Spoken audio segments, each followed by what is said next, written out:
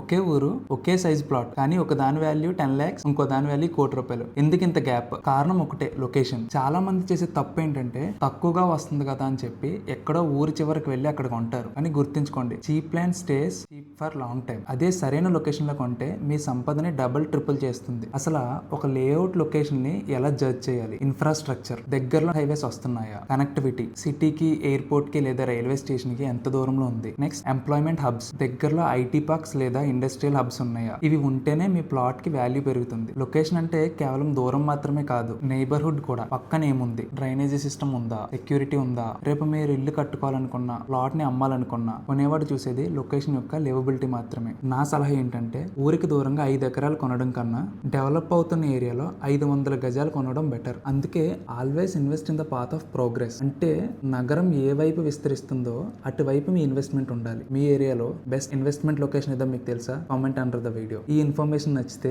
ఖచ్చితంగా మన పేజ్ ని ఫాలో చేయండి.